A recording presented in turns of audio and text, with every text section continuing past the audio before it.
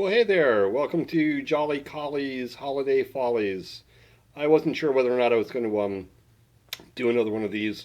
The first one kind of fell into place pretty easily.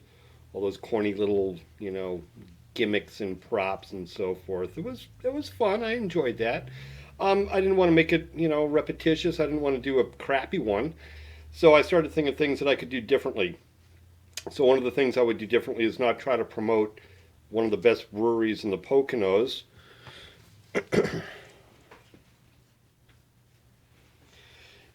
Nor would I make some sort of lame reference to Holderness School where I went for 3 years to practice how to party for college.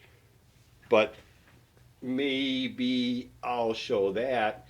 This may or may not have been liberated from the Alumni Center when I was there on my one reunion several years ago. But yeah, so I won't do any of that. There probably won't be any kind of flashbacks or silly college stories or anything, corny like that. So, you know what? Let's get right on with the music, man. We will, our background music today is going to be The Music Never Stopped by the Grateful Dead. This particular show is from March 13th, 1981, from a venue called Utica Memorial Auditorium. More on that later. Let's get this going. Yeah. Dun, dun. All right. So the first show that I'm going to have for oh, did I say Happy Holidays? No, I don't think I did. I apologize. And ho ho ho, cheers.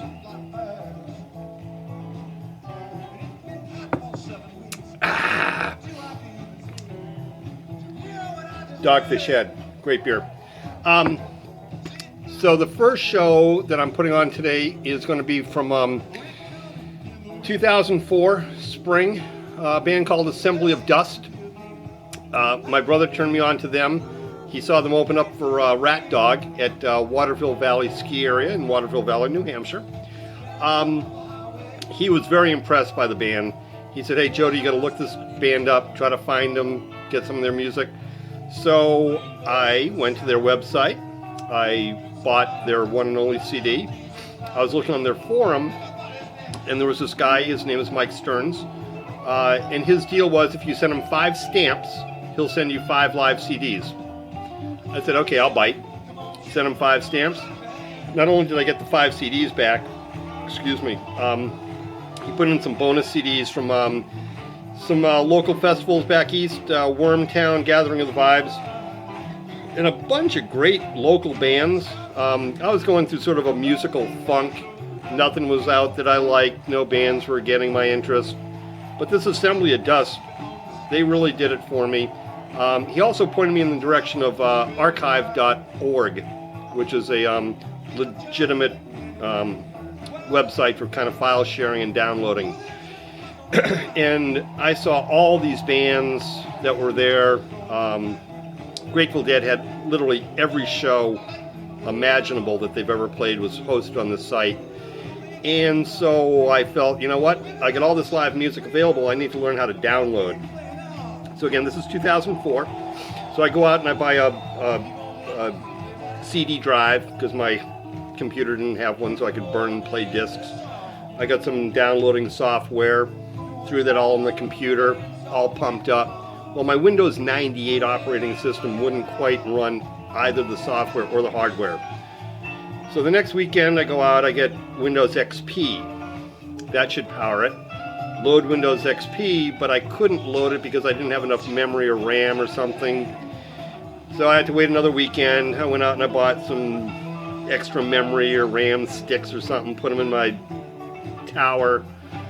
So finally I got all the hardware, all the software. I download a show. Actually, the first one was a Government Mule show that I saw here in St. Louis.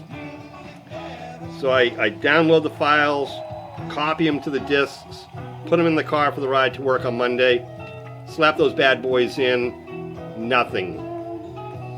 So then I come to realize that the files that I've downloaded are in a format called FLAC, F-L-A-C, or SHIN, H-S-H-N, and those need to be converted to another type of file that you can actually burn and play.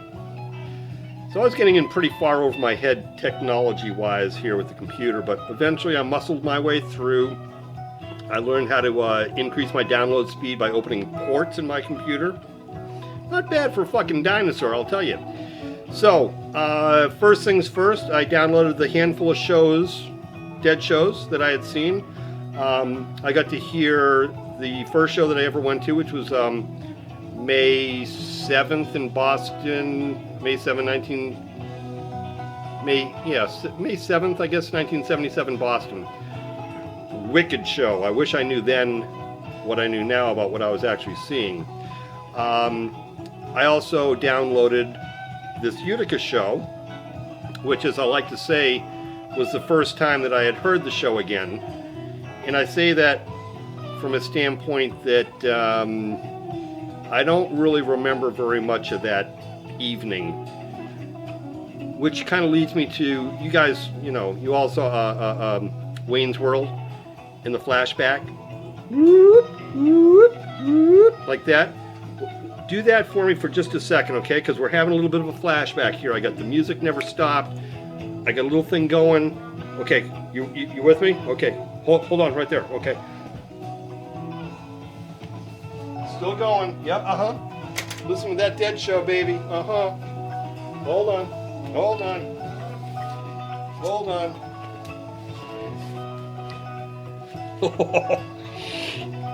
How about that hat, huh? Pretty cool. This hat was definitely liberated from Chris Demanda. I found this in my archives and took a picture of it. And I sent him the picture saying, hey, I got your hat. I stole it from you in college. My bad. If you want it back, it's yours. He said, no, wear it happily. Oh, and this? Boston, May 77. Okay. So, anyhow, back to this Utica show. Really there's three things I remember from that night. One was that we were on the floor, pretty good sized crowd. They had just got done playing Madison Square Garden, Cleveland, Stanley Theater, Boston Garden, and then they're playing Utica, which is this tiny little podunky auditorium. It was, so all I remember was I had this nice little protective shield around me that no one was touching me, which is kind of good. I needed all the space I could to kind of light my cigarettes without spilling my beer, which beer was pretty precious at that point. Trying to negotiate and navigate myself back to the concession stand. I certainly wouldn't do it alone. Catch my drift. So that was one thing I remember was the circle around me. Second thing I remember, my buddy, one of several brothers from the frat house that had gone to the show. Utica was about 60 miles from Oneonta, New York, back roads, about an hour drive, hour and 15 minutes. So I'm standing there, he says, hey, put your hand out. I put my hand out. Out comes this little squirt bottle. Fills upon my hand. I said, how much do you think that might be?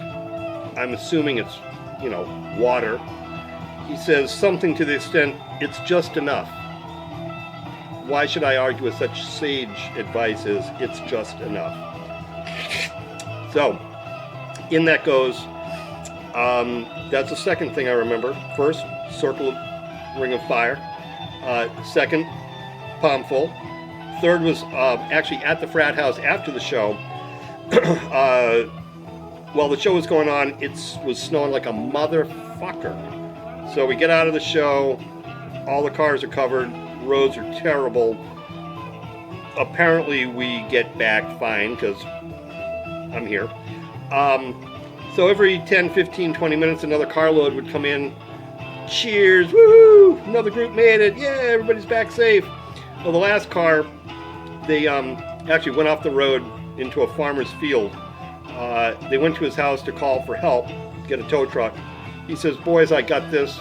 Gets on his tractor, pulls the car out, middle of the night, gets him back on the road. Last one's back. Everybody's safe, everybody's sound. So, that's my flashback moment.